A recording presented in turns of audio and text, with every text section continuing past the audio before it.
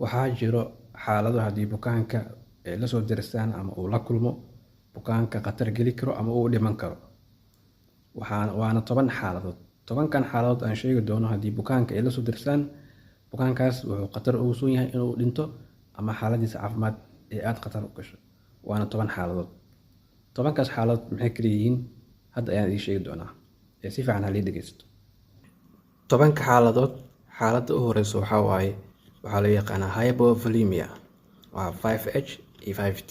Waxaan ku bilaabeynaa H-ta koowaad oo ah hypovolemia. Hypovolemia waxaa waaye qofka in dhiig bax uu ku dhaco ama shuban ama matag, kadibna uu lumiyo qofka volume-kii dhiigga ama dareerihii jirkiisa ku jiray. Markuu lumiyo volume-kiisa ama xaddigiisa, qofkaas wuxuu khatar ugu sugan yahay haddii aan si degdeg wax loogu qabanin in uu xaalad loo yaqaan arrest uu galo, kadibna uu dhinto.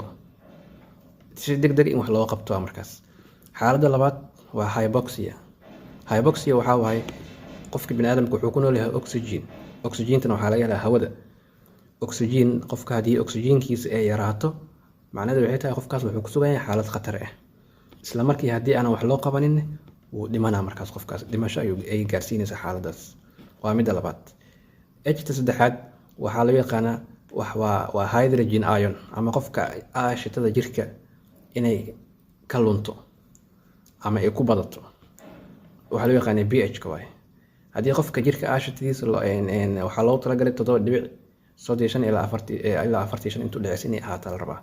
Haddii qofka aashitada jirkiisa ay yaraato ama ay badato, qofkaas oo aanan wax loo qabanin, xaaladiisa waxay gaari doontaa inuu arrest galo, kadibna uu dhinto. Waa xaaladda oo khatar ah ayadana. Xaaladda kale waxaa loo yaqaanaa hypo ama hyperkalemia. Macdanta loo yaqaano potassium-ta jirkiisa haddii qofka ay ku badato ama ay ka yaraato normalkii loogu talagalay, qofkaas xaaladiisa waxay gaari doontaa xaalad loo yaqaano arrest, ama qofka in wadnaha uu istaago kadibna uu dhinto haddii aan si degdeg ah wax looga qabanin.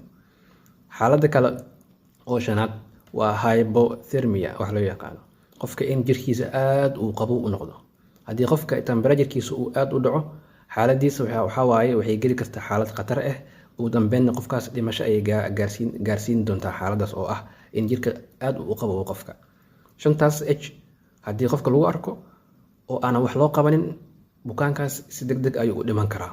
Waana xaalad khatar ah. 5ta T haddii aan aragno, ama xarafka ta loo yaqaano, midda u horeysa waxaa waaye toxin.